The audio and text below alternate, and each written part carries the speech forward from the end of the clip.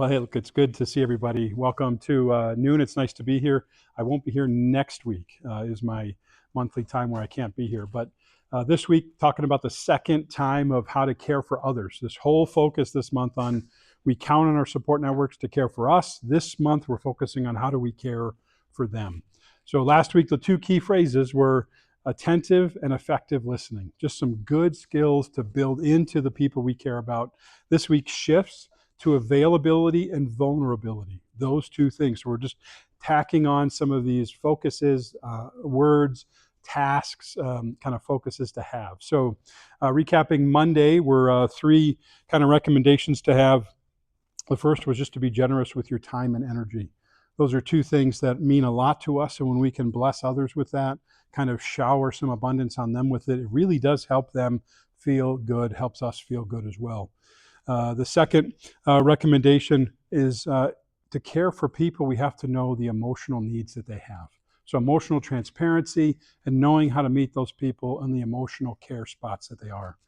And the final recommendation was like three words in tandem, the idea of self-sacrifice, gentleness, and humility. Because we can combine those three things, and there's probably not a situation that someone in your support network's not willing to come to you about, because they are not going to fear being judged or scolded or like they disappointed you, because they know you are trustworthy, and those kind of things come into play. So the application points are just like last week. Continue to thank people in your support network. So if you know someone, say something to them, do something nice for them, whatever it might be, just cultivate that and build up that time.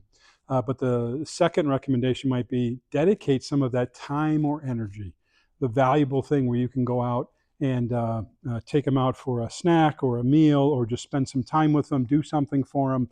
Because again, that's the most precious things we have, are our energy and our time to be able to give to somebody else. So think about those exercises. But as we began last week, just wanting to build this comprehensive list of what to do for others when they're in a place of need. How can we help them? So 5 last week, 5 more this week, and we'll continue through the month. First was just echoing the value of when you dedicate that time each week or month. I think it helps people feel worthy. And when they are part of your support network and everyone feels worthy to each other, it's much easier to be dependable to them, and they're dependable to you because they know you have high regard for them. And if you're limited in your time or energy, here's the second one. Words of affirmation go a really long way. So say you can't get there. They express the need and you're just busy, you can't make it. But how about a word of affirmation, a praise, some gratitude expressed? It might help them continue to feel good. Remember that you need to have proportional transparency. I said emotional care and connecting with others. If you want them to kind of have this broad range of emotions they'll share and talk to you about, but you only have a portion of it, it's probably not going to be the depth of relationship you want to have. So if you're expecting someone to talk about anything and everything, can you do the same? Because that similar level will help that relationship be strong. And one of my favorites, the final recommendation, is be good at skills of apology. Because there's going to be something that comes into play, and sometimes it's more than just saying I'm sorry. People like you to ask for forgiveness or do something for it, or here's how can I make up for it, or can I spend quality time. There is some kind of language to be able to do things with. So all of that in lieu of it all, in the self-control we talked about, and giving away some time, here's our questions for today. Is there some area of service that you're presently involved in that does help you feel like you are showing others are worthy? Is there some active service activity you're in now that really counts as one of those giving away your time and energy? I have a friend who recently got diagnosed with an autoimmune disease, and kind of reconnected over that, and partially just by this happening, but also by choice to try and support them the way I don't necessarily feel like I was supported when I was diagnosed with an autoimmune Hmm. disease. So Hmm. maybe that qualifies. It does qualify, because there's that identification piece we'll talk about in a minute. This person's going through a crisis, so be able to do something for them. I think it's a great example. Any others? We're just talking about present circumstances where we are serving other people, giving of our time and energy. And if it's hard to think of something now, The other question is, what historically have you done that maybe still brings a smile to your face, or still makes you feel good, or it still has a lingering impact from some previous chapter of your life? Maybe there's an example there to think about where you served sacrificially somebody else and it makes you feel good. I had led a Healing Hearts ministry at church Hmm. that dealt with women in whatever situations, whether it's some traumatic or Yeah. something done to them or they did, and I did that for about 5 years. Hmm. Yeah, powerful. I mean, support groups of any sort to come together about same gender or same topics or something can be that quite powerful experience. Yeah, so those are good. I'll be thinking about that. Probably something to just chew on or remember and be fond about.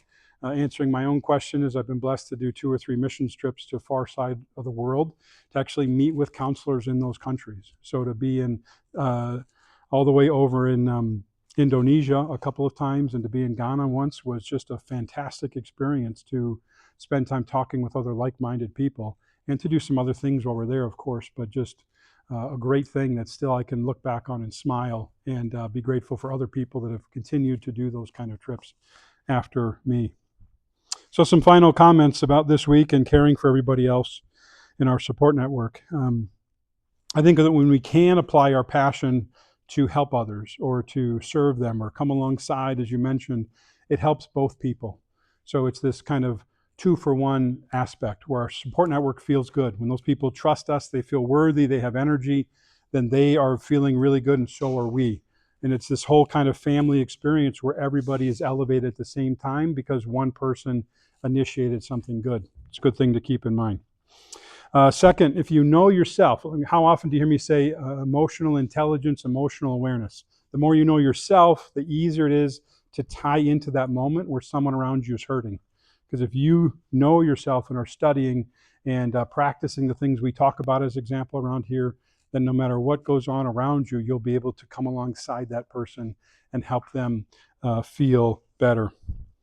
And finally, I think the key part about this week, one of them is about vulnerability.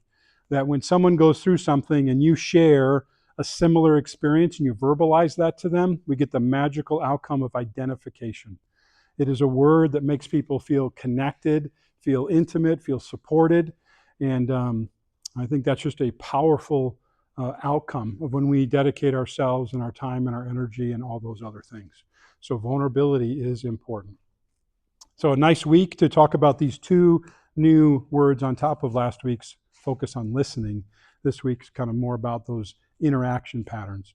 Next week, we'll talk about accountability and ownership and what that means about the outcomes of some of those relationships and the decisions that are made, because that will strengthen a support network as well and care for others and continue to build things like trust and worthy feelings between each person.